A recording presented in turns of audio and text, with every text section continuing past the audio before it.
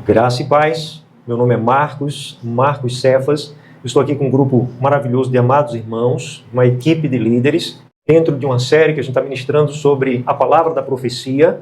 Nós iremos ver hoje que a escola de profetas é uma prova atemporal do discipulado, dentro dessa série, a palavra da profecia. E quais as implicações que isso tem a ver com a palavra da profecia, para que a gente desenvolva com poder e autoridade a palavra da profecia entre nós, uma vez que o nosso Rei, o nosso Salvador, ele não possuiu no passado, ele possui hoje o ofício de profeta, sacerdote e rei. E sendo ele a cabeça da igreja, que é o seu corpo, ele é o nosso cabeça, nós somos o corpo dele, nós vivemos os ofícios que ele é a cabeça.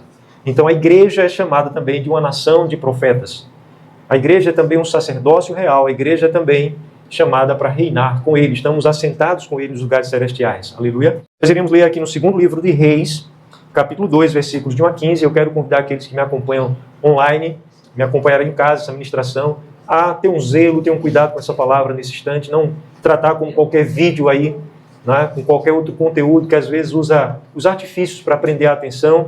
Aqui nós não usamos de artifícios, aqui é a palavra, nós iremos expor com fidelidade a Escritura Sagrada. Então, nos acompanhe até o final, ok? Deixa aí o seu like, o seu comentário, compartilhe com alguém. E eu quero também acrescentar a você a importância de você estar atento à leitura. Então, a gente fazer uma leitura de 15 versículos, é uma leitura um pouquinho extensa, mas todos estejam atentos. Aleluia? Capítulo 2 do segundo livro de Reis, versículos de 1 a 15. Quando estava ao Altíssimo para tomar Elias ao céu por um redemoinho, Elias partiu de Gilgal em companhia de Eliseu. Todos os versículos pares. Disse Elias a Eliseu, fica-te aqui, porque Ial me enviou a Betel. Respondeu Eliseu, tão certo como vive Ial e vive a tua alma, não te deixarei. E assim desceram a Betel. Então, os discípulos dos profetas que estavam em Betel saíram ao encontro de Eliseu e lhe disseram, sabes que Ial hoje tomará o teu amo, o teu mestre, elevando-o por sobre a tua cabeça? Respondeu ele, também eu sei, calai-vos. Disse Elias a Eliseu, fica-te aqui, porque Ial me enviou a Jericó. Porém, ele disse, tão certo como vive Ial e vive a tua alma, não te deixarei. E assim foram a Jericó. Então, os discípulos dos profetas que estavam em Jericó se chegaram a Eliseu e lhe disseram, sabes que Ial hoje tomará o teu amo, o teu mestre, levando-o por sobre a tua cabeça? Respondeu ele, também eu sei, calai-vos. Disse-lhe, pois, Elias, fica-te aqui, porque Ial me enviou ao Jordão. Mas ele disse, tão certo como vive Ial e vive a tua alma, não te deixarei. E assim ambos foram juntos. Foram 50 homens dos discípulos dos profetas e pararam a certa distância deles. Eles ambos pararam junto ao Jordão. Então Elias tomou o seu manto, enrolou-o e feriu as águas, as quais se dividiram para os dois lados, e passaram ambos em seco. Havendo ele passado, Elias disse a Eliseu, pede-me o que queres, que eu te faça antes que eu seja tomado de ti. Disse Eliseu, peço-te que me toque por herança porção dobrada do teu espírito. Tornou-lhe Elias, dura coisa pediste. Todavia, se me vires quando for tomado de ti, assim te fará. Porém, se não me vires, não se fará. Indo eles, andando e falando, eis que um carro de fogo, com cavalos de fogo, os separou um do outro. E Elias subiu ao céu num redemoinho. O que vendo Eliseu, clamou, meu pai, carros de Israel e seus cavaleiros. E nunca mais o viu. E tomando as suas vestes, rasgou-a em duas partes. Então, levantou o manto que Elias lhe deixara cair, e voltando-se, pôs-se à borda do Jordão.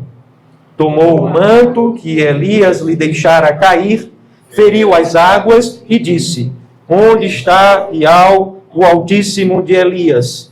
Quando feriu ele as águas, elas se dividiram para um e outro lado, e Eliseu passou. Vamos ler também juntos o versículo 15 todos. Vendo-o, pois, os discípulos dos profetas que estavam defronte em Jericó, disseram: o espírito de Elias repousa sobre Eliseu. Vieram-lhe ao encontro e se prostraram diante dele em terra. Aleluia, aleluia. Que palavra maravilhosa, palavra do céu, palavra bendita que o Pai nos dá nela a meditarmos hoje. Nós vamos também agora para o capítulo 4 e vamos ler alguns poucos versículos, tá certo? Não é muito como a gente leu agora, não. São 15 versículos como lemos. Mas versículo 38 a 41. Segundo livro de Reis, capítulo 4, versículo 38 a 41. Também alternadamente. Voltou Eliseu para Gilgal. Havia fome naquela terra. E estando os discípulos dos profetas assentados diante dele, disse ao seu moço: põe a panela grande ao lume e faz um cozinhado para os discípulos dos profetas. Então saiu um ao campo a apanhar ervas e achou uma trepadeira silvestre. E colhendo dela, encheu a sua capa de colocíntidas. Voltou e cortou-as em pedaços, pondo-as na panela, visto que não as conheciam. Depois deram de comer aos homens. Enquanto comiam do cozinhado, exclamaram: morte na panela, ó homem de Iau Altíssimo. E não puderam comer. Porém ele disse: trazei farinha. Ele a deitou na panela e disse: tira de comer para o povo. E já não havia mal nenhum na panela. Aleluia. Amém. Paizinho querido, graças te damos pela tua palavra, que é viva e eficaz. Não voltará para ti vazia sem antes cumprir o propósito para o qual tu a designaste. E é propósito de vida e de bênção aqueles que, esperando em ti, ouvem a tua voz. Então faz-nos assim nessa tarde, benditos em teu nome, ó Pai. Abençoa cada um aqui, assim como o barro nas mãos do oleiro, sejamos nós em tuas mãos. Ó Pai, molda-nos, molda o nosso ser para o teu agrado, em o nome e pelo sangue da viva e eterna aliança, em o nome de Alcha, aquele que tem o poder e a autoridade de perdoar pecados. Aleluia. A Ele e a Ti, ó Pai, a glória, nessa hora e sempre. Amém. Amém. Podemos sentar, amados. A escola de profetas, prova atemporal do discipulado. Então, a gente está na série sobre a palavra da profecia. Estamos estudando à luz da Escritura sobre como desenvolvermos essa veia profética, porque nós somos uma igreja. Igreja é uma nação de profetas. E nós não devemos pensar que, se não houver uma entrega, uma busca da nossa parte, as coisas serão simplesmente nos concedidas. De fato, a gente recebe gratuitamente pela obra do Salvador. Mas Ele não entrega nada àqueles que desprezam, àqueles que não desejam, àqueles que não buscam. Então é por isso que a Escritura fala-nos tanto, anima-nos tantos a buscar. E a gente precisa desenvolver a palavra da profecia com sabedoria, não como tem sido aí, de uma forma tão bizarra, tão arbitrária, tão incoerente, anunciada mundo afora sobre momento profético, palavra de profecia, né? E falsos profetas aí mundo afora. Não. Bem, gente, a escola profética de Elias, de Eliseu e o discipulado apostólico tem algo muito em comum, mais do que você possa imaginar. E a gente vai estudar sobre isso hoje. Amém? E ele nunca levantou gerações proféticas por acidente, por acaso, acidentalmente. É uma obra dele, em que, pelo Espírito dele, nos dá a graça de cooperarmos. É o que eu estava falando há pouco.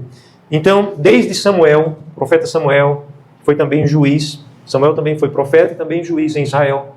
Não é? Elias, Eliseu, até o nosso Salvador, o mestre dos mestres, Yahshua, o rei dos reis, e os seus apóstolos, e a igreja, nós vivemos isso.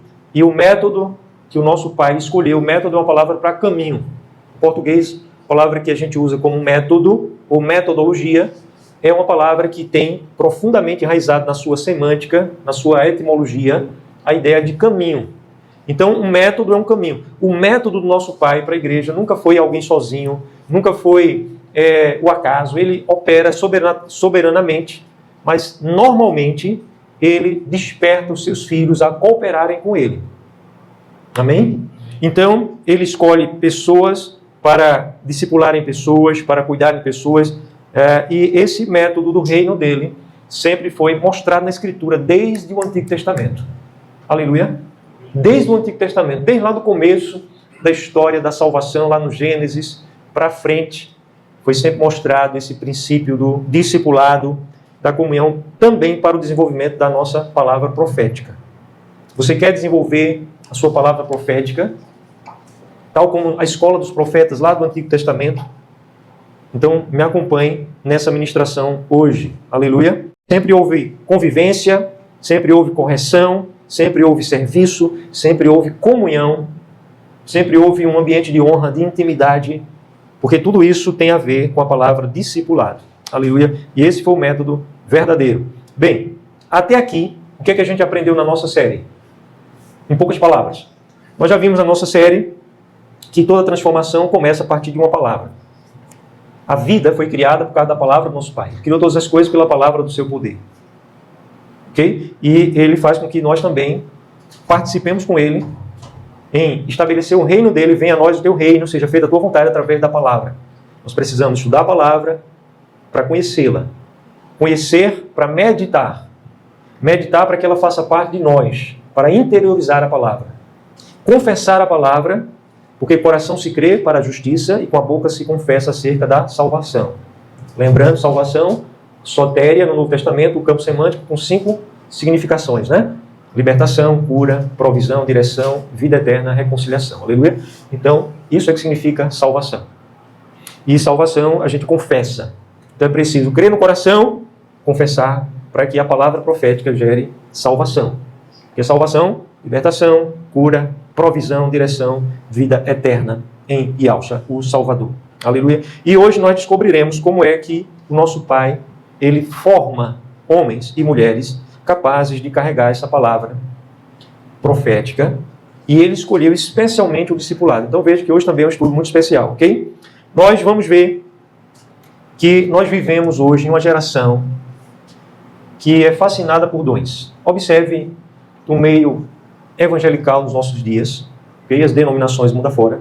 Veja o fascínio por coisas místicas, sobrenaturais, sobre dons, como as pessoas buscam isso e tentam, parece que na força do grito, na força do barulho, às vezes na força de um ambiente, uma ambientação, uma vibe, gerar essa atração de multidões por um fascínio acerca dos dons. As pessoas querem os dons, mas querem profetizar, querem ministrar a palavra, querem ensinar a palavra.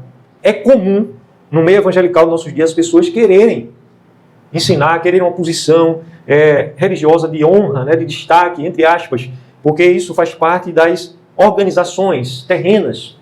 Essas posições que são vistas como posição de destaque, de honra, e as pessoas procuram por isso. Elas querem autoridade, mas são poucos os que perguntam de coração. Vejam só o contraste. O que muitos querem. Agora, o que poucos perguntam de coração é como é que os profetas verdadeiros foram formados. Como é que os profetas verdadeiros foram formados? Como foi que Eliseu foi preparado? Elias, como é que Elias foi preparado? Será que não houve participação dele nessa preparação? Ele não queria, ele estava resistindo o tempo todo. Houve uma participação que foi um resultado de uma graça irresistível, sim, que o chamou e que o moveu a cooperar com essa graça irresistível. Aleluia. Então como é que foi? Como é que foi que Samuel aprendeu a ouvir a voz do Altíssimo, de Ao Altíssimo? Será que houve uma preparação? Será que houve uma consagração? Será que houve uma dedicação? Será que houve um entendimento? Será que houve um mover de coração? Como foi que os apóstolos, em tão curto tempo, mudaram o mundo, a civilização conhecida daquela época? Como é que, tão rapidamente, eles levantavam líderes em cada cidade, levantavam presbíteros? Como é que isso acontecia? Será que era apenas em reuniões semanais que eles se viam e a partir daí eles iam levantando essas lideranças? Será que era de pouco convívio, pouco contato? Como é que havia uma formação, uma preparação, um alinhamento para que eu multiplicasse, entre aspas, liderança? Porque quando eu falo liderança, eu preciso ter muito cuidado, porque normalmente a gente ouve a palavra líder e liderança no mundo e a gente tem uma perspectiva muito esdrúxula em relação à palavra revelada, quando ela mostra, não fala explicitamente a palavra líder nem liderança, mas ela mostra que nós somos chamados a um posicionamento de líderes. E à luz da Escritura, o líder é aquele que serve, o líder é aquele que vai à frente, ele é um modelo, torna-te pessoalmente padrão. Aleluia, a Escritura vai nos dizer, aleluia, o apóstolo Paulo vai dizer isso. Então, amados, a resposta é simples. Sabe por que esses profetas foram formados? Sabe como eles foram formados? Porque eles caminharam com alguém, aleluia.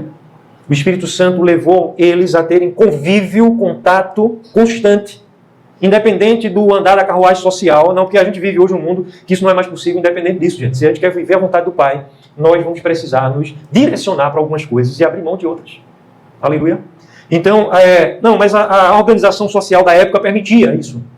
Talvez alguém possa achar que sim, mas sempre houveram renúncias a serem feitas. Os discípulos naquela época também fizeram renúncias. E pode ser, não sou eu nem é você que vai julgar e dizer que hoje é mais fácil ou mais difícil.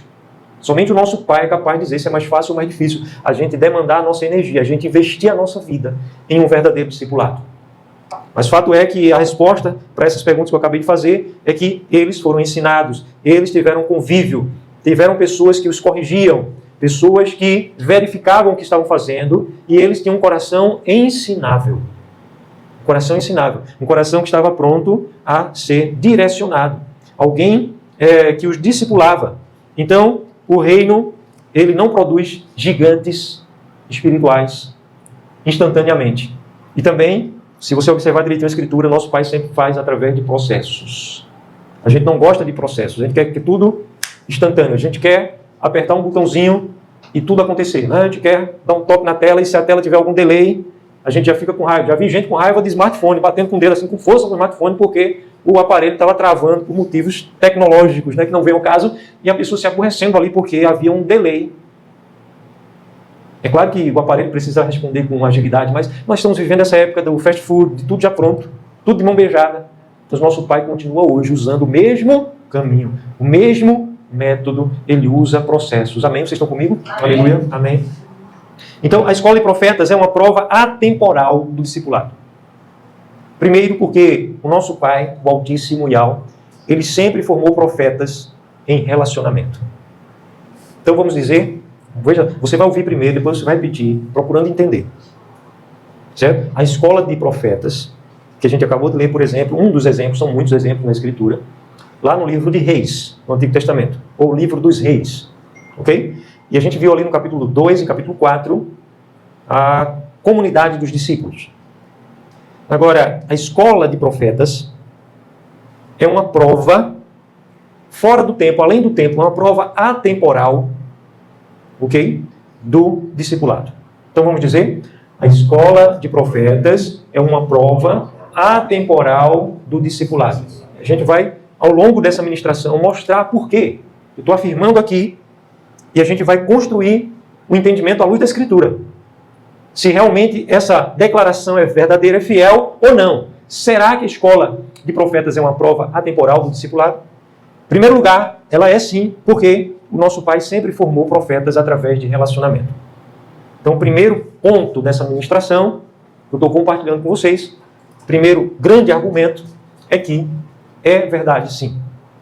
Porque o nosso Pai sempre formou seus profetas através de relacionamento.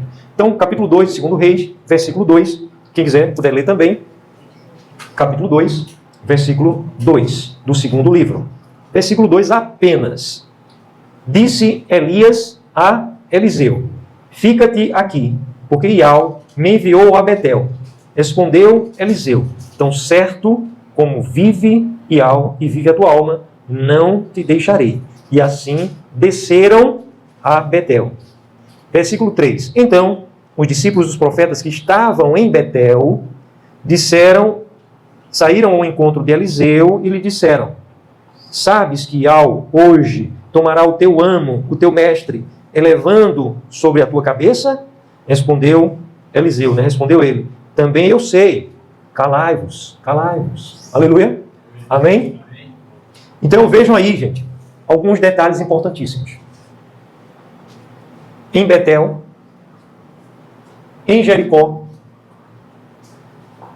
em vários locais, havia comunidade dos profetas. Queria que vocês observassem isso. Havia uma comunidade de profetas. Aleluia. E Eliseu era discípulo, era um servo, era um filho profético de Elias. Eliseu foi chamado por Elias e foi preparado por Elias. Ok? Amém? Vocês estão comigo? Até aqui? Estamos avançando? Então, observe essa relação entre Elias e Eliseu. Durante anos, Eliseu observou e aprendeu sobre a fé de Elias. Anos passaram, Eliseu, que era mais jovem, aprendendo com o profeta Elias. Eliseu era discípulo de Elias. Aleluia? Ele aprendeu a fé. Ele aprendeu sobre a vida de oração. Havia convívio, eles oravam juntos. Ok? Orar juntos. É preciso haver uma vida de oração em comum. São elementos do discipulado. Havia também o caráter do profeta Elias. Então Eliseu aprendeu a ser corajoso. Eliseu aprendeu a ser misericordioso, bondoso, benevolente, a ser perseverante, a ser fiel, a ser paciente. Né? Virtudes foram apreendidas como? No convívio, no contato, na intimidade, num ambiente de honra. No ambiente de honra. Hoje em dia existem as escolas, e é até errado usar aqui a expressão escola de profetas, mas eu quero dar esse ressalvo importantíssimo. Na verdade, não existia uma escola de profetas como a gente imagina hoje. Os discípulos, sabe como é que eles viviam? Eles viviam uma relação de verdadeiros filhos. Por isso que eles chamavam os profetas de pai. Quando Elias foi tomado, Eliseu exclamou: ó meu pai, ó meu pai. Cavalos de Bial e seus cavaleiros. Hã? Ele clamou. A gente vê o profeta Amós, lá no capítulo 7 do livro de Amós, ele falando isso, que ele não era um dos filhos dos profetas. A expressão filhos dos profetas. Porque o profeta gerava profeta. O filho que era gerado de um profeta, um filho profeta, não era o filho necessariamente de sangue, não, gente. O filho gerado do profeta era discípulo dos profetas. Por isso, essa é uma expressão bíblica que se repete muitas vezes também. Filho dos profetas e discípulos dos profetas. É uma expressão bíblica. A expressão discípulos dos profetas aparece aqui, muitas vezes, na Escritura. Então, antes de receber uma porção dobrada do espírito de Elias, Eliseu teve que receber uma porção dobrada de comunhão, de convívio. Tem um matuto que diz assim, é feito tapioca, né? Que só vem dobrada, não é assim? Então, discipulado é porção dobrada quando a gente investe nosso tempo, vida na vida, e essa convivência dobrada. Então, antes da unção, o que é que veio? Veio o relacionamento. Antes de vir a unção, o que é que veio? Veio o caráter. Porque se o teu ser não estiver estruturado na palavra, você não estiver buscando forças no Altíssimo e ao, pedindo que o Espírito dele esteja transformando a tua mente, os teus hábitos, você não buscar por isso. Então, a unção não vai ser sustentada. Porque existem pessoas que, ao receber a unção, perderam a oportunidade, depois vieram a desprezar até a unção. Porque faltou uma formação no ser que é consequência de um acompanhamento, de um discipulado. Então, existia a proximidade. O profeta Samuel, ele não aprendeu sozinho. Ele foi criado, desde novo, depois desmamado, aos pés do sacerdote Eli. O sacerdote Eli, como todo homem, a Escritura mostra em todos os personagens da Bíblia, revelado pecados, no plural, pecados deles. Então, o profeta, o sacerdote Eli, também era um homem que tinha limitações, mas era um homem de alma altíssima. Aleluia. Ele tratou seus filhos de uma forma errada. Ele educou os filhos de sangue dele de uma forma errada. Entretanto, Samuel, que foi levado para que ele fosse tomado por pai, ele tomou Samuel por filho, como profeta, e Samuel tomou as coisas boas, porque está escrito: examinai todas as coisas e retende o que é bom. Aleluia.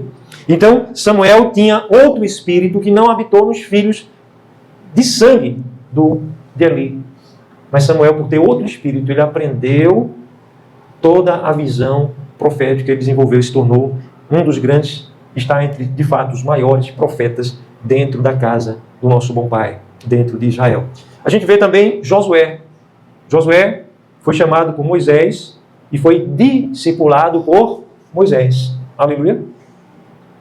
Josué era um homem de fé. Ele foi acompanhado, literalmente, foi preparado, capacitado por Moisés. No Novo Testamento, eu poderia passar a noite toda só falando de exemplos, viu? Eu só estou pensando alguns poucos exemplos. Então, no Novo Testamento, a gente vê um exemplo muito forte, que é Paulo e Timóteo. Timóteo foi preparado por Paulo, e Paulo foi preparado por Barnabé. Então, existe sempre, a Escritura sempre vai nos mostrar que o princípio do discipulado e a prática, sempre que esteve sendo vivenciada, a igreja caminhava bem, havia um desenvolvimento de verdadeiros profetas. Aleluia. Então, o discipulado, que eu estou tocando aqui de um tema de uma série anterior, mas o discipulado é um tema inseparável dentro de uma perspectiva de um desenvolvimento da palavra da profecia. E a nossa geração, gente, ela deseja resultados. Sabe que é uma geração bem exigente, sim. Deseja resultado, mas não colocar a mão na massa. Resultados sem processos. Não é assim? Resultados sem que haja contato, sem que haja um coração ensinável, sem que haja um desejo realmente profundo de mudança, sem ser capaz de insistir e persistir nos momentos de adversidade. Porque, muitas vezes, gente amada, são em momentos difíceis que o nosso Pai ele está mais presente na nossa vida. A gente acha que está caminhando sozinho. A gente acha que é um momento de dor, que é um momento em que a gente está só, em que ninguém está nos ajudando, ninguém é por nós. Mas é nesse momento, exatamente nesse momento, que muitas das vezes o nosso Pai está realmente nos forjando por dentro e nos preparando para uma situação de conforto lá na frente, que se nós entrássemos nela sem um coração preparado, seria para a nossa ruína. Então Ele está nos preparando. Imagina uma árvore, imaginou? Uma árvore bonita, forte, uma madeira de lei. Você acha que uma árvore de madeira de lei existe com raízes pequenininhas, curtinhas? Não existe. Ela tem raízes profundas. E como é que ela se desenvolve? 6 meses, a árvore já está grande, já está forte, a madeira já está formada, a madeira de lei? Não. Leva tempo, né? Então, esse processo, o reino prefere, o reino dos céus, está manifesto até na criação. O nosso Pai, através das coisas até que Ele criou, revela que Ele prefere processos. Ok? Antes mesmo de resultados, é necessário os profetas. Ele está mais interessado naquilo que nós somos do que naquilo que fazemos ou deixamos de fazer. E é por isso que muitas vezes Ele nos coloca, vamos dizer assim, no bom sentido da palavra, de castigo. Né? Ele deixa a gente sem poder realizar muita coisa, porque a gente às vezes se envolve com a vaidade de um ativismo, de achar que estamos fazendo muita coisa e isso basta, mas Ele quer que a gente passe por um processo de raízes profundas e não um fast food da vida, algo rápido, instantâneo, né? Como um ensino miojo instantâneo ali, que não faz nada bem à saúde. E aqui eu estou falando de coisas espirituais, embora usando essa linguagem, aleluia, amém. Então, o profético, ele amadurece somente, veja só, estou usando aqui uma expressão muito forte. O profético amadurece somente no ambiente de relacionamento. Primeiro, relacionamento com o Pai, através do Espírito dele, o Ruach Hagadosh, o Espírito Santo dele. E o nosso Pai escolheu os seus filhos e filhas para capacitarem aos seus filhos e filhas. Então a Escritura vai dizer que assim como o ferro com ferro se afia, assim também o homem com o seu irmão. É mais do que amigo ali, ok? Lá em Provérbios. Afiar, ajustar. É uma palavra em inglês também, né? Tuning. É o ajuste fino. É esse ajuste fino do nosso ser que ele vem no contato, no convívio de verdadeira igreja, um ambiente de honra, um ambiente de crescimento. Agora, em segundo lugar, vamos agora para o segundo grande argumento da noite. Você me acompanha aí pela fé, orem por mim, eu oro por vocês daqui também, aleluia. A escola de profetas é uma prova atemporal do discipulado. Segundo lugar, por quê? Porque as escolas proféticas eram ambientes de formação. Como é que funcionava a escola de profetas? Como era o dia a dia? O que é que acontecia na escola de profetas? Lá no Antigo Testamento. Na verdade, não existia e não existe na Bíblia essa expressão, eu já disse. Não existe a expressão escola de profetas na Escritura. Existe filhos dos profetas, né? Os discípulos dos profetas, são expressões bíblicas. Mas escola não. Entretanto, como a gente está usando aqui, a nível didático, né? Eu quero que vocês pensem que a escola de proféticas é uma prova de profetas, uma prova temporal. Em segundo lugar, porque as escolas proféticas eram ambientes de formação. Então, vá comigo agora ao capítulo 4, somente o versículo 38. Capítulo 4 do segundo livro de Reis. Voltou Eliseu para Gilgal, havia fome naquela terra, e estando os discípulos dos profetas assentados diante dele, disse ao seu moço: põe a panela grande ao lume e faze um cozinhado para os discípulos dos profetas. Aleluia. Veja aí, amados, o que é dito aí, né? Eliseu, ele foi para Gilgal, para a terra chamada Gilgal, era o nome do lugar, viu, gente? Não era uma pessoa, não. E lá havia fome naquela terra.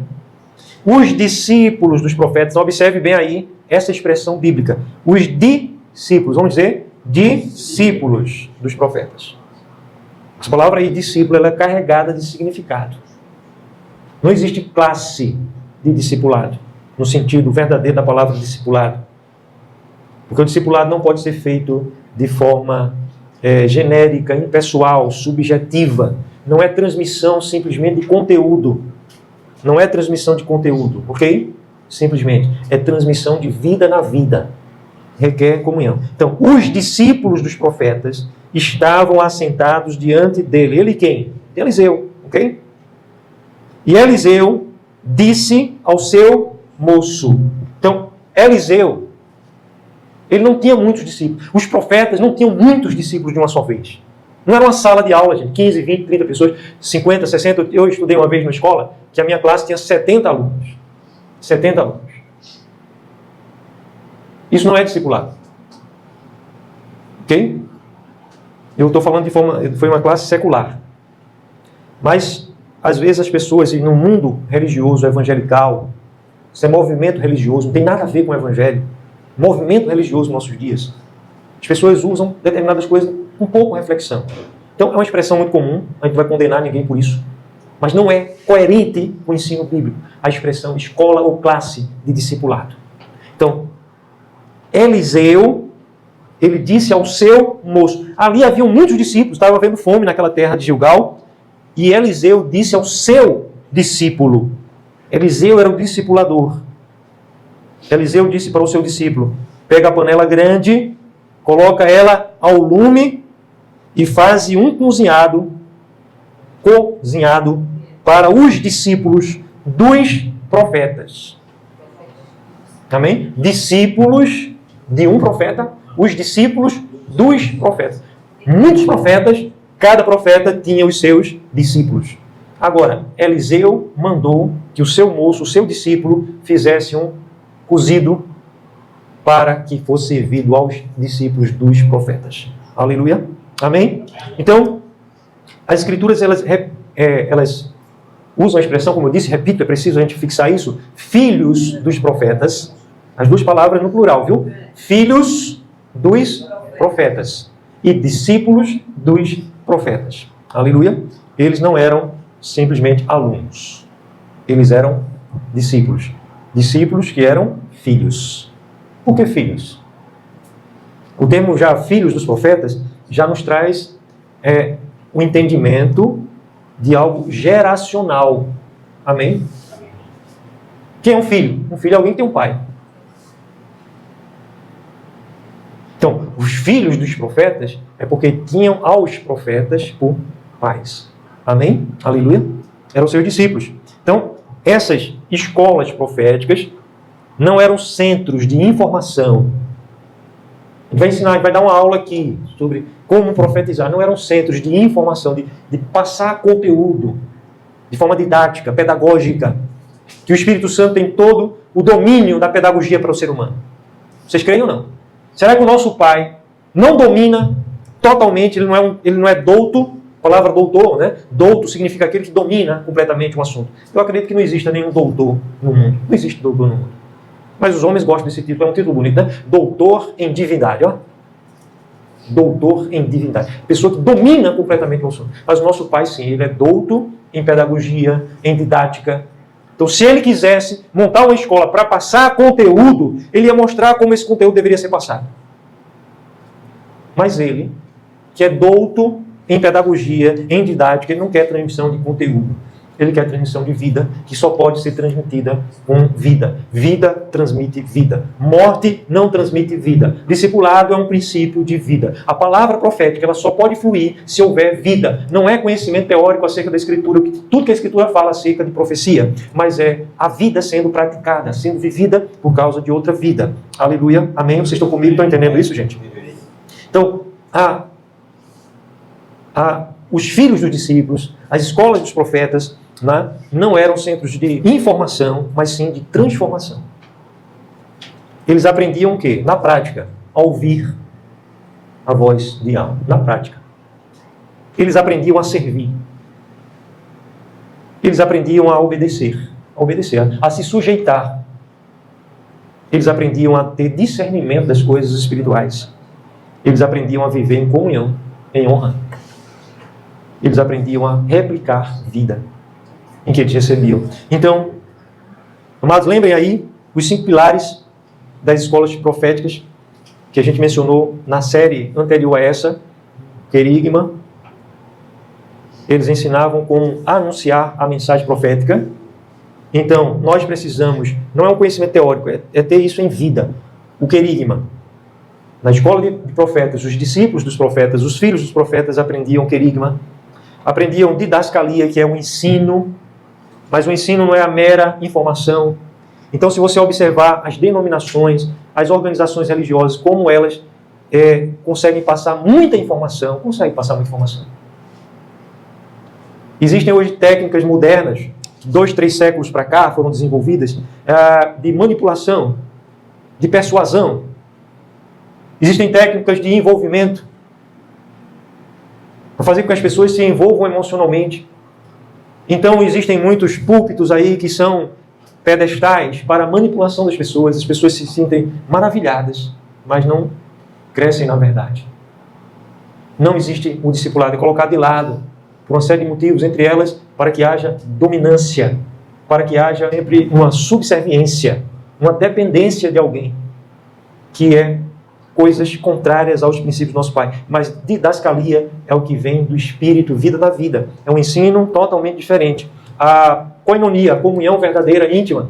Gente, observe bem direitinho esse movimento religioso evangelical dos nossos dias e procure observar se existe verdadeira comunhão. Não vá fazer isso para ficar com o coração rancoroso, amargurado, entristecido, desesperançado, abatido. Não, viu?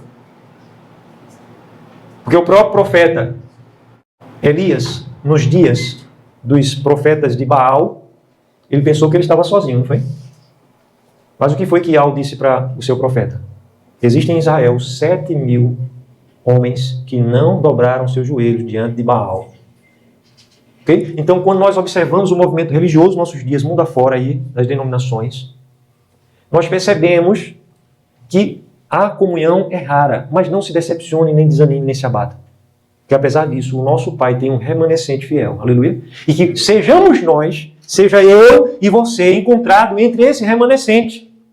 Mas isso não impede você, não é julgar e condenar A, B ou C, nem julgar ministério. Quem vai fazer isso é o nosso Pai, mas você pode observar e avaliar e ver comunhão verdadeira. Então, às vezes, as pessoas, pelo mesmo motivo, dão as costas, abandonam. As pessoas, você faz 1001 coisas por alguém, mas se você tropeçar em um detalhe, as pessoas dão as costas, dão um chute pelas suas costas. Então, o que é que isso mostra? Que nunca houve verdadeira comunhão. Ah, mas surgiu um problema aqui, e esse problema, na verdade, o problema quando ele surge, ele apenas se torna um campo fértil que vai revelar os problemas que já estavam nos corações. Então, se um problema surge num ambiente onde existe verdadeira comunhão, aquela comunhão vai superar de uma forma muito incomparavelmente mais tranquila, sólida, os danos vão ser minimizados. Agora, quando não há comunhão e um problema surge, é igual jogar uma pedra, né? Numa casa de maribondo. Então, há aquele alvoroço. E você observar, isso é muito comum entre as denominações. Existe concorrência mas raras cooperações. Existem corporativismo, mas não viver um organismo que é a igreja. Corporativismo é como se cada denominação fosse uma pequena empresa e cada um está concorrendo com a outra, está querendo crescer. E às vezes dentro das próprias denominações isso acontece. Onde um líder dentro de uma mesma denominação fica querendo superar o outro e esconder segredos de coisas que talvez estejam impulsionando aquele ministério que é o ministério dele e além do outro, onde todos deveriam estar de mãos dadas. Então isso acontece, gente, isso é muito comum, isso mostra a falta de verdadeira koinonia, comunhão. Então na escola de profetas se verificava haver realmente unidade. E diapaidagogese, que significa o quê? Edificação, que é a santificação para ser edificado no Mashiach. Essa edificação ela era verificável. Você está crescendo, está superando isso. Eu tenho esse problema, eu tenho essa luta contra esse pecado. Então havia um acompanhamento para que se chegasse ao teleios, que é a maturidade espiritual. E hoje a gente é chamado a enxergar com clareza que esse teleios, essa maturidade espiritual, na verdade a gente tem um modelo que é o próprio Yahusha. Amém? A estatura do varão perfeito. Então, uma informação que não traz transformação, ela só traz um conhecimento teórico, isso é coisa de religião, de movimento religioso. A verdadeira transformação acontece no ambiente de vida, de comunhão, de verdadeiro discipulado. Imagine uma biblioteca enorme com os livros mais ricos, os livros mais úteis, mas não é o fato de alguém possuir essa biblioteca ou mesmo memorizar todos os livros da biblioteca, que irá fazer diferença na vida dessa pessoa, mas sim a capacidade dela de viver. E isso também está ligado com a palavra chamada sabedoria. Sabedoria é muito mais do que o conhecimento. Sabedoria é você ter esse poder que vem do céu de viver com equilíbrio todo o ensino da verdade. Todo o ensino da verdade. Então, o reino não está à procura de alunos. O reino dos céus está à procura de verdadeiros discípulos. Agora, em terceiro lugar e último lugar, gente, a escola de profetas é uma prova atemporal, do discipulado. Porque, em terceiro lugar, porque Yahusha aperfeiçoou, ele apresentou o modelo perfeito, né? Que era já vivido pelos profetas, mas ele trouxe isso de forma perfeita através dos seus discípulos. Vamos ver isso, gente? Abra sua Bíblia lá em Lucas capítulo 6, versículo 40. Lucas 6, versículo 40. O que é as palavras do nosso mestre, do meu mestre, do seu mestre, do nosso mestre, amém? Lucas capítulo 6, versículo de número 40. Lucas capítulo 6, versículo de número 40. O discípulo não está acima do seu mestre. Veja aí, discípulo e mestre, amém? O discípulo não está acima. Vamos ler, versículo 40 todos juntos. Todo aquele, porém, que for bem instruído, será como o seu mestre. Então, existe aí, ensinado para mim e você, um vínculo, duas figuras indispensáveis no discipulado, que é o mestre e o discípulo. Ok? O discípulo não está acima do seu mestre. E a instrução, não é a instrução pela instrução, não é a mera informação, mas o discípulo bem instruído, ele será. Veja aí o verbo ser. Amém? O verbo ser. Não é ele terá a instrução do seu mestre, não. Não é ele terá a capacidade cognitiva, ele terá o conhecimento, ele terá a graduação do seu mestre. Não é isso. Aí está dizendo que ele será como o seu mestre. Não está assim escrito? Vamos ler novamente. Versículo 40, todos juntos, do começo. O discípulo não está acima do seu mestre. Todo aquele, porém, que for bem instruído, será como o seu mestre. Aleluia. Então, é esse princípio, gente, de discipulado. Imagina alguém que é um pregador de multidões, mas essa pessoa, se ela quiser realmente viver o discipulado e praticar o discipulado, ela vai escolher investir profundamente a vida em alguém. E essa pessoa que eu estou falando é o nosso mestre. E Yahusha, ele chegou a pregar para multidões. Algumas pessoas pensam que o Sermão do Monte, Yahusha pregou para as multidões. Abra lá sua Bíblia em Mateus capítulo 5.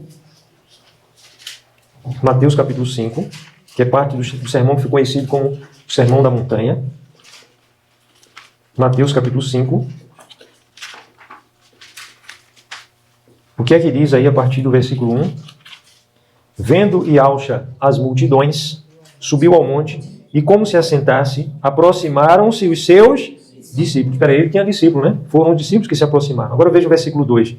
E ele passou a ensiná-los. Então até aí. Né? Ele viu as multidões, ele subiu ao monte. Quem foi que se aproximou dele? Foram as multidões que se aproximaram dele? Ele ensinou às multidões? Não. Os discípulos se aproximaram dele e ele passou a ensiná-los. Evidentemente, haviam ocasiões que ele ensinava as multidões, mas essa não foi uma delas. E o discipulado sempre acontecia em particular. Muitas vezes ele repreendia os discípulos, ele corrigia os discípulos, nem sempre na companhia de outros discípulos. Muitas vezes, simplesmente, um a um. Então, ele tinha um poder, ele tinha uma oratória de envolver multidões. O que vocês acham? Eu acho que sim. Eu tenho certeza que sim.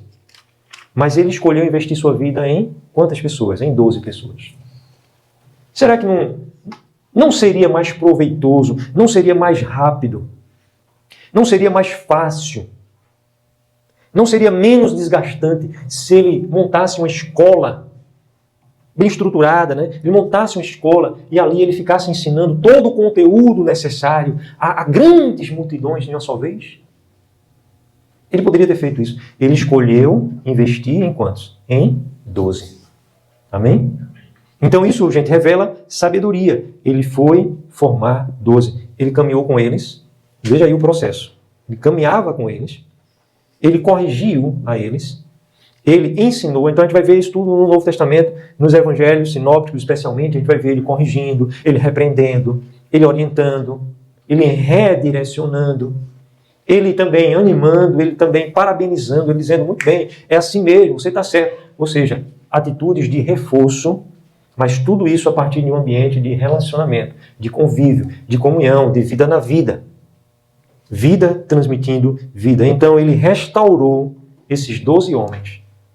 Ele guardou, a gente já viu aqui em estudo anterior, dentro dessa série, que ele disse ao pai isso, que ele guardou aqueles, exceto o filho da perdição, que foi designado para esse propósito. Ok?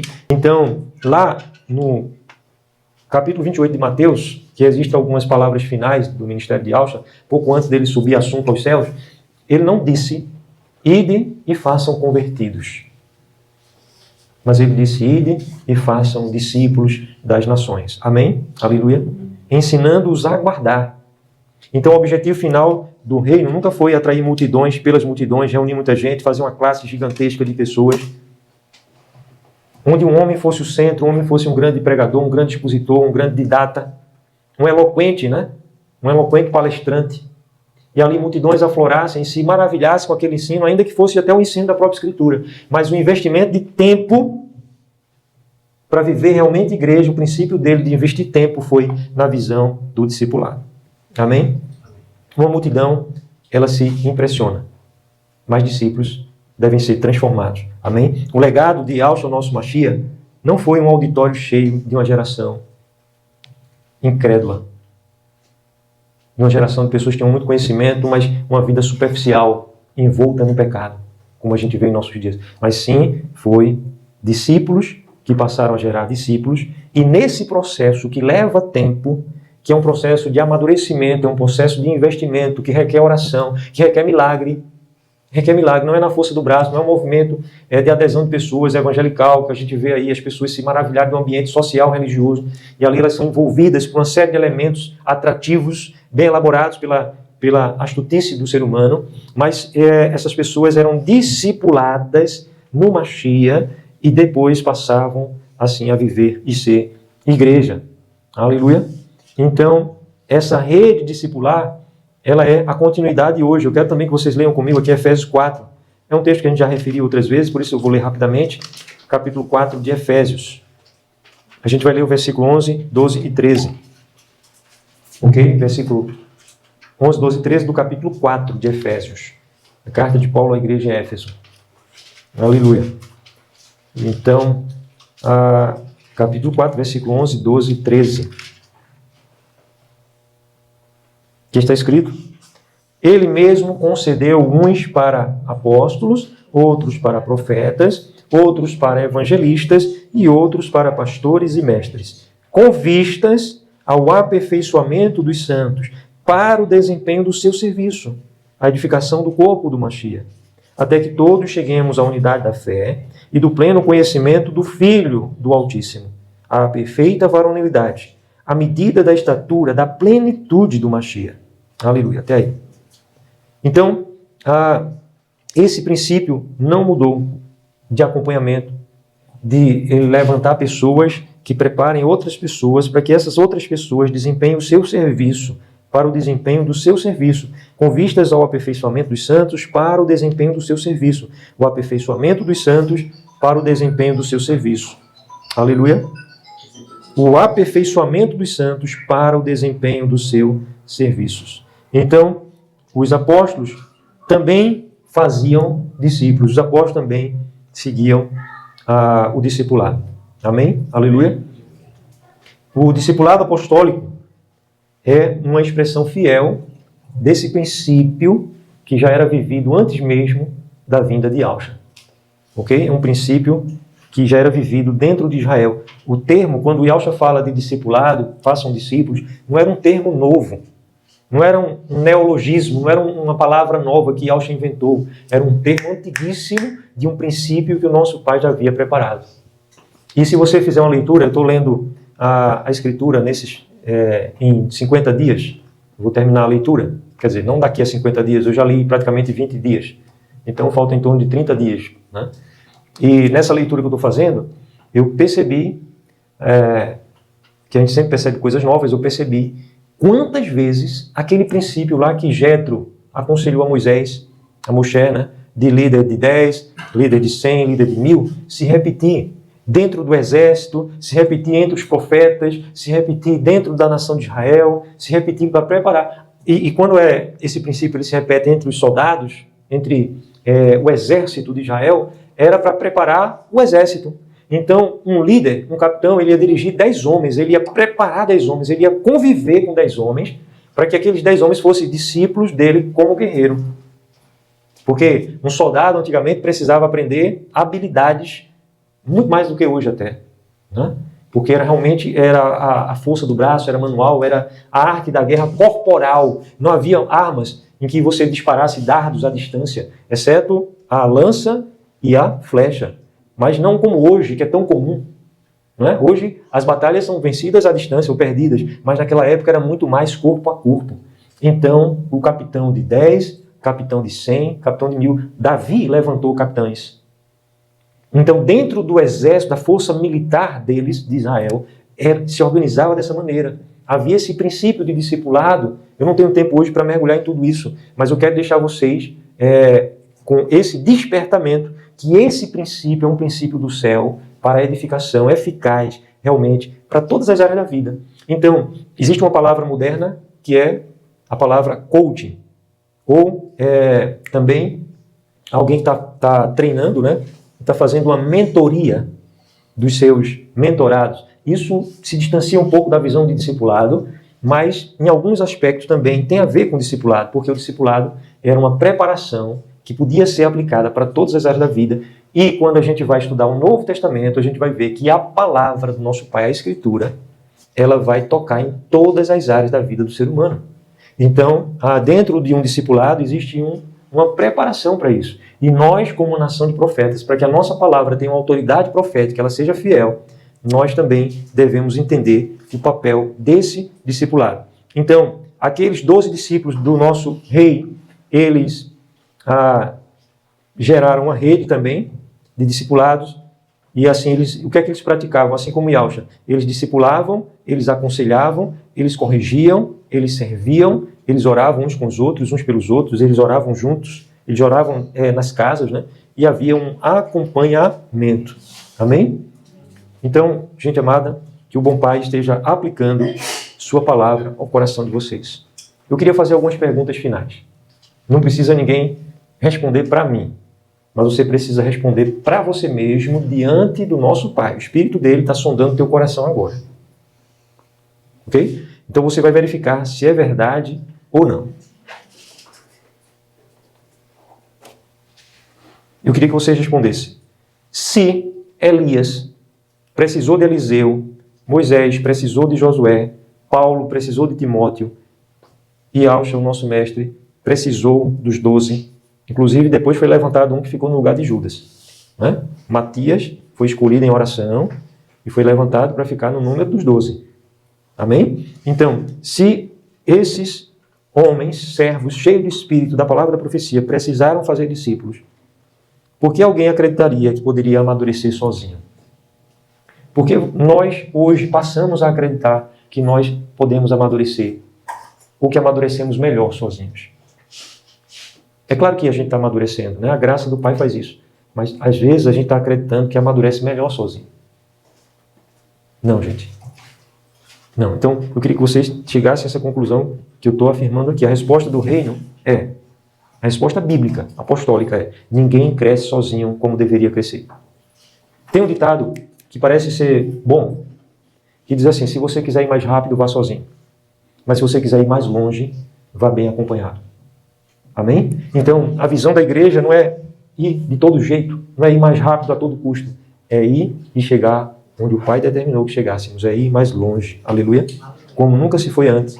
Ninguém amadurece bem sozinho e ninguém cumpre plenamente o seu chamado sozinho. Eu quero perguntar ainda mais outras coisas. Quem está ajudando você a crescer? Por favor, não precisam me responder, mas pensa. Quem está ajudando? Existe uma pessoa, você poderia mencionar o nome de uma pessoa que está ajudando você a crescer, que está acompanhando você nas suas limitações, no seu pecado a crescer? Agora, a mesma pergunta de forma diferente. Quem você está ajudando a crescer? Alguém que você literalmente está acompanhando, orando, clamando, jejuando, fazendo guerra espiritual por essa vida. Você está ministrando, confrontando, chamando a atenção, gerando um ambiente de comunhão, de amor, mas mostrando a verdade quando ela precisa ser dita. Quem você está ajudando a crescer? Essas duas respostas revelam o seu lugar dentro do discipulado. Discipulado não é algo misterioso nem difícil de ser vivido. A resposta a essas duas perguntas revelam isso. Amém? Eu queria que vocês ficassem em pé e repetissem algumas coisas, mas antes disso eu vou me despedir aqui dos queridos que me acompanharam até agora. Muito obrigado pela sua companhia e presença. Curta, divulgue, compartilhe essa mensagem se ela foi edificante para você, ok? Quando você comenta, você está impulsionando e está também pregando para mais alguém. Então comente alguma coisa que o Espírito Santo falou ao teu coração. Aleluia. E compartilhe essa mensagem. Fica na paz. Bênção seja multiplicada no teu viver. Aleluia. Amém.